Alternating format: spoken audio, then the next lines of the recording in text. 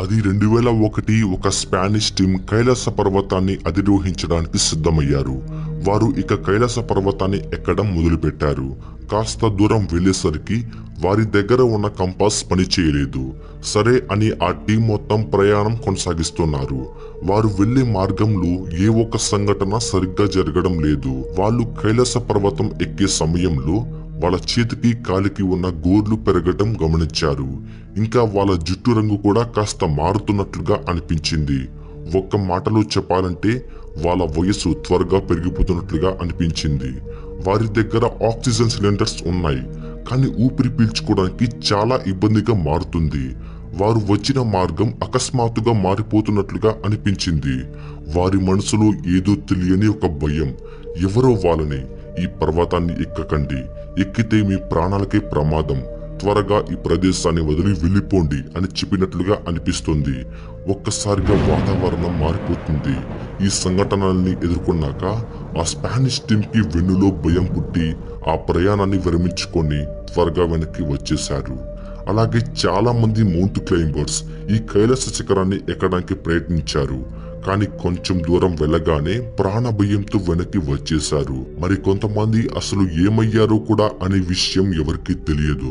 19వ శతాబ్దం చివరిలో కొంతమంది రష్యన్ సైంటిస్టులు ఈ కైలాస పర్వత శిఖరాన్ని అధిరోహించేందుకు ప్రయత్నించారు.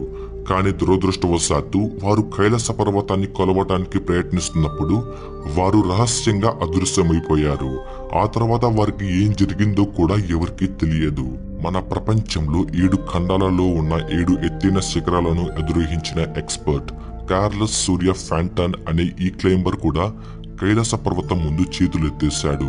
అలాగే నేపాల్కి చెందిన కామి రీటా షెర్పా అనే ఈ మౌంట్ క్లైంబర్ ప్రపంచంలోనే ఎత్తైన ఎవరెస్ట్ ని 29 సార్లు ఎక్కాడు. కానీ ఎవరెస్ట్ కంటే 2000 మీటర్ల తక్కువ ఎత్తు ఉన్న కైలాస పర్వతాన్ని ఎక్కలేకపోయాడు. మీకు ఇప్పుడు ఒక డౌట్ రావచ్చు, నడక సాయంతో కాకుండా హెలికాప్టర్ ఇంకా శాటిలైట్ సాయంతో కైలాస పర్వతంపై ఏముందో తెలుసుకోవచ్చు కదా అని. ఈ ప్రయత్నాలు కూడా జరిగాయి. 2003లో నాసా శాటిలైట్ కైలాస పర్వతాలపై నుంచి ఒక ఫోటోని తీసింది. ఆ తరువాత ఆ ఫోటోని చూసి ప్రపంచమంతా ఆశ్చర్యపోయింది. వారికి ఆ ఫోటోలో ఏం కనిపించిందంటే పర్వతాల మధ్యన శివుడి ఆకారంతో కూడుకున్న ఒక నీడ కనిపించింది. అలాగే ఓం రూపంలో ఉండే ఇలాంటి ఒక ఆకారం కనిపించింది. ఆ తరువాత చైనా వాళ్ళు కూడా కైలాస పర్వతంపై ఏముందా అని తెలుసుకోవడానికి ఒక హెలికాప్టర్ ని పంపించారు. కానీ ఆ హెలికాప్టర్ కైలాస శిఖరానికి చేరువలో ఉన్నప్పుడు ఒక మంచు తుఫాన్ హెలికాప్టర్ చుట్టూ కమ్ముకుంది. ఇక ముందుకు వెళితే ప్రమాదం అని వెనక్కి వచ్చేశారు. అసలు ఎందుకని కైలాస పర్వతాన్ని ఎవరూ అధిరోహించలేకపోయారు? అసలు కైలాస పర్వతం పైన ఏముందో ఇప్పుడు తెలుసుకుందాం.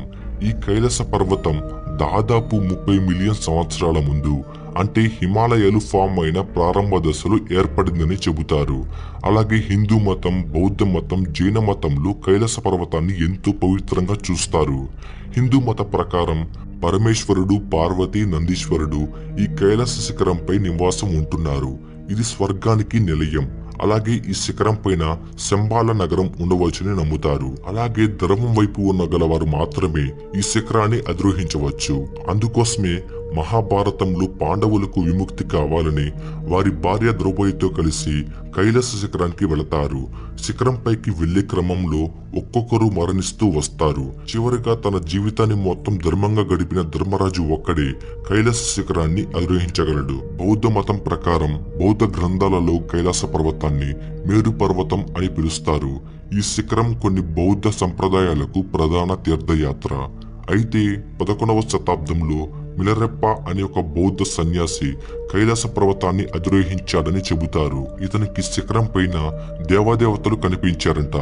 మళ్ళీ ఇతను వెనక్కి వచ్చి అక్కడ ఉన్న ప్రజలకు కైలాస పర్వతాన్ని మీరు ఎట్టి పరిస్థితిలో ఎక్కకండి అని చెప్పారంట. కానీ దీనికి ఎలాంటి ప్రూఫ్స్ లేవు. కైలాస పర్వతం ప్రపంచానికి సెంటర్ లో ఒక స్తంభంలా ఉంటుంది. దాన్నే యాక్సిస్ మాడి ఆఫ్ ఎర్త్ అని కూడా అంటారు. ఎందుకంటే కైలాస పర్వతం నార్త్ పోల్ నుంచి కరెక్ట్ గా 6,666 కిలోమీటర్ల దూరంలో ఉంది. సౌత్ పోల్ నుంచి 6,666 కిలోమీటర్ స్క్వేర్ దూరంలో ఉంది. అలాగే మన ప్రపంచంలో మరో మిస్టీరియస్ ప్లేస్ అయిన స్టోన్ హెజ్ నుంచి కైలాస పర్వతం 6,666 కిలోమీటర్ల దూరంలో ఉంది. ఇది మాత్రం ఖచ్చితంగా కోఇన్సిడెన్స్ అయితే కాదు. దీన్ని కావాలనే ఎవరు ఇక్కడ నిర్మించినట్టుగా ఉంది. సో అందుకోసమే ఒక రష్యన్ ఆప్థమాలజిస్ట్ డాక్టర్ ఆండ్రిస్ట్ మాల్దేసర్ అసలు ఈ కైలాస శిఖరంపై ఏముందా అని తెలుసుకోవడానికి, ఆ మిస్టరీస్ ని ఛేదించడానికి తన టీంతో కలిసి కొన్ని రోజుల పాటు రీసెర్చ్ చేశాడు. వాళ్ళకి ఫైనల్ గా ఏం తెలిసిందంటే కైలాస పర్వతం అనేది యాక్చువల్ గా ఒక మ్యాన్ మేడ్ పిరమిడ్ స్ట్రక్చర్ అని. కైలాస పర్వతం 4 వైపులా 4 రంగులు కనబడతాయి. ఆ 4 ముఖాలు స్పాటికా, బంగారం, రూబీ, నీలం రాయితో రూపొందించబడ్డాయి. అండ్ ఆల్సో డాక్టర్ ఆండ్రిస్ట్ ఏం చెప్పారంటే ఈ కైలాస పర్వతం చుట్టూ చిన్న చిన్న పిరమిడ్లు ఉన్నాయని. అలాగే వారు అర్ధరాత్రి ఆ శిఖరం పైన red, green, yellow, orange lights అప్పుడప్పుడు వెలుగుతూ ఆగిపోవడం వంటివి చూశారంట. సో వాళ్ళు ఆ మౌంటైన్ పైన ఏలియన్స్ ఉండే ఛాన్స్ ఉందని కూడా చెప్పారు. ఎన్నో రీసెర్చ్లు చేసినా, ఎంతో మంది దీన్ని అధిరోహించడానికి కొన్ని వేల ప్రయత్నాలు చేసినా మౌంట్ కైలాష్ మిస్టరీని ఎవరూ ఛేదించలేకపోయారు. That's okay. ఈ వీడియో మీకు ఖచ్చితంగా నచ్చుంటుందని అనుకుంటున్నా. నచ్చితే మీ నుంచి నాకు ఒక లైక్ చేయండి. అలాగే ఇలాంటి మిస్టరీస్ అండ్ సైన్స్ వీడియోస్ ఎన్నో చూడాలనుకుంటే లైక్ చేయండి, షేర్ చేయండి. ఇప్పటి వరకు మన ఛానల్ ని సబ్స్క్రైబ్ చేసుకోకపోతే ఇప్పుడే సబ్స్క్రైబ్ చేసుకుని పక్కనే ఉన్న బెల్ ఐకాన్ పై క్లిక్ చేయండి. నెక్స్ట్ వీడియోలో మళ్ళీ కలుద్దాం. Thanks for watching.